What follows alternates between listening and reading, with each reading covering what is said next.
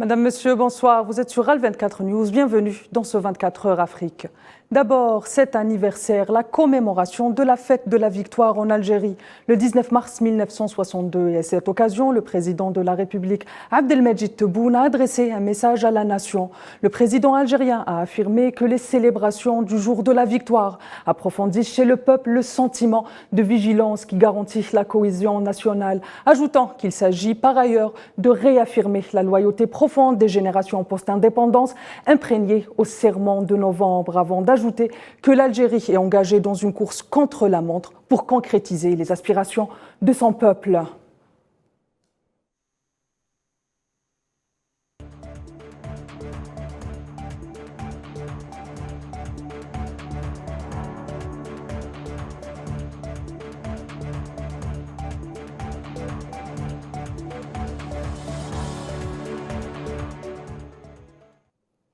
Et après sa nomination jeudi par le président de la République Abdelmejid Tebboune, le nouveau ministre des Affaires étrangères algérien Ahmed Attaf a pris ses fonctions aujourd'hui au siège du ministère après la passation de consigne de son prédécesseur Ramtan Lamamra. Pour rappel, Ahmed Attaf avait occupé le même poste de 1996 à 1999.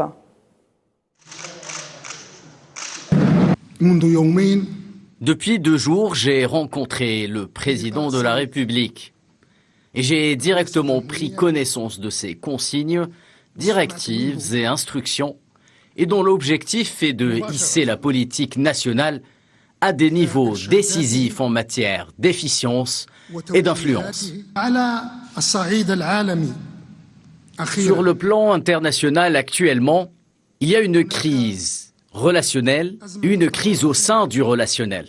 Il y a aussi une crise de ce qui est appelé la structure de la sécurité collective et ses conséquences en matière de déséquilibre dans le système des relations internationales. Et dans le dossier sahraoui, le président sud-africain Cyril Ramaphosa a réaffirmé en marge de la visite effectuée par la présidente tanzanienne Samia Hassan jeudi à Pretoria l'attachement des deux pays aux droits inaliénables du peuple sahraoui. Ramaphosa a souligné à ce titre le soutien des deux pays à l'autodétermination du Sahara occidental et affirme qu'ils feront front commun à toute tentative visant à minimiser le rôle du Sahara occidental au sein de l'Union africaine.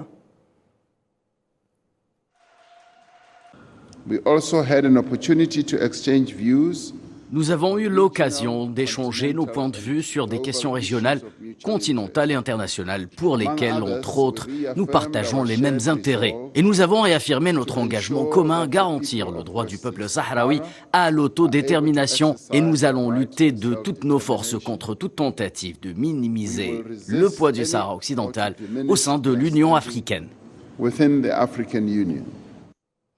Sahara occidental, toujours, la ministre algérienne de la Culture et des Arts, Soraya Mouloudji, est arrivée dans les camps de réfugiés sahraouis dans le cadre d'une visite d'une journée en République sahraoui. À son arrivée dans la wilaya de Boujdour, Soraya Mouloudji a été reçue par la première ministre de l'Intérieur sahraoui et le wali de la circonscription Mohamed Cheddad. Myriam Salek, à cette occasion, a salué le soutien de l'Algérie à la juste cause sahraoui. Elle a déclaré à cette occasion que ce soutien découlait des positions de l'Algérie et de sa glorieuse révolution du 1er novembre en faveur des mouvements de libération à travers le monde et du droit des peuples à l'autodétermination.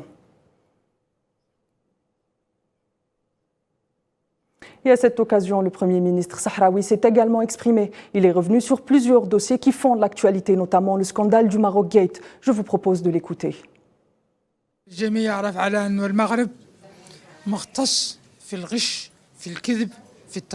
Tout le monde devrait savoir que le Maroc est spécialisé dans le mensonge et la manipulation. Il use de tous ses moyens pour l'anéantissement du peuple sahraoui. Par ailleurs, toutes les décisions et toutes les mesures prises par le Parlement européen ont été le fruit de corruption de groupes parlementaires. Nous appelons dès lors le Parlement européen à revoir toutes les positions prises en faveur du Maroc, car celles-ci étaient trompeuses et dénuées de toute légitimité quant au droit international.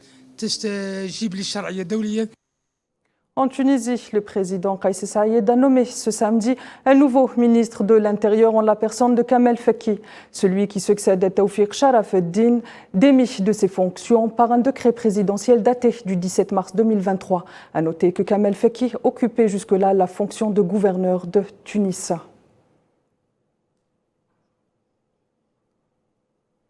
Pour la 4e journée consécutive, une manifestation d'étudiantines tenue à la faculté des sciences de Benmsek de Casablanca à l'occasion du 17e Forum national des étudiants a été brutalement réprimée par les autorités marocaines. Organisée par l'Union nationale des étudiants du Maroc, la manifestation a été attaquée par les forces de l'ordre qui ont encerclé l'enceinte de la faculté. De son côté, le ministre marocain de l'enseignement supérieur avait publié une circulaire appelant les présidents des universités à n'autoriser aucune partie extérieure à utiliser les installations des universités et les institutions affiliées pour organiser des manifestations de quelque nature que ce soit.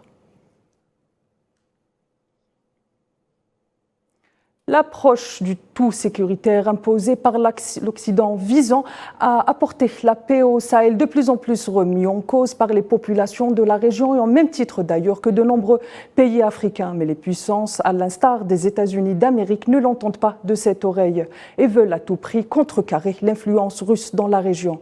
Les détails avec Khadija Khadaoui.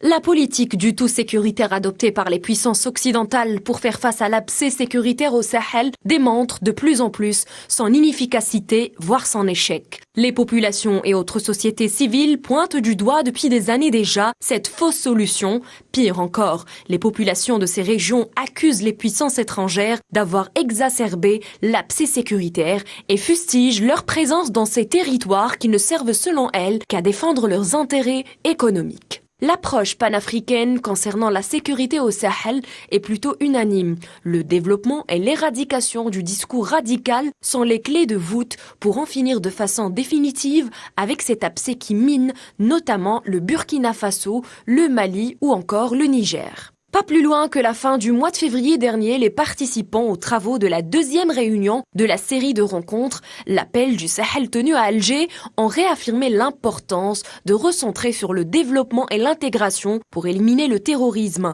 une démarche prise très au sérieux par Alger. Lors du 36e sommet de l'Union africaine, le pays a annoncé vouloir apporter une aide au développement pour la construction d'infrastructures vitales. L'Algérie met sur la table $1 milliard destinés à financer ce genre de projet. Cela dit, il semble que les puissances étrangères occidentales ne veulent pas s'inscrire dans cette démarche, même si elles avouent à demi-mot l'échec de l'approche sécuritaire totale. Nous sommes en train de bâtir dans un sens quelque chose de relativement nouveau. En même temps, je reviens sur ce que nous disions il y a quelques minutes, il faut absolument avoir une approche holistique, compréhensive, où sécurité absolument nécessaire, mais ne suffit pas. Et pour preuve, pour le moment, seul contrecarrer l'influence russe et chinoise importe dans leurs agendas. Je pense que l'orientation de notre politique et de l'approche de la France, c'est de pouvoir investir et accroître les capacités de nos partenaires. Et je pense que c'est une approche qui donnera des résultats à terme et nous y travaillerons ensemble. D'ailleurs, lors de sa dernière tournée africaine, Anthony Blinken, chef de la diplomatie américaine, ne s'en cache pas, au même titre d'ailleurs le président français et Emmanuel Macron, lorsqu'il affirme qu'il faut mettre un frein à l'impérialisme russe. Et un mot de football avant de nous quitter avec la compétition de la CAF. L'USM Alger joue sa qualification demain à 13h contre le représentant zambien Lupopo. Les Rouges Noirs aspirent à une victoire afin de garantir le billet pour la suite du tournoi avant la 6e et dernière journée. Madame, Monsieur, merci pour votre fidélité. Dès demain, vous retrouverez Kerem Bouaziz. Quant à moi, je vous donne rendez-vous ce soir pour Cap sur l'Afrique, votre rendez-vous hebdomadaire avec les questions africaines. Excellente soirée sur Al 24 News.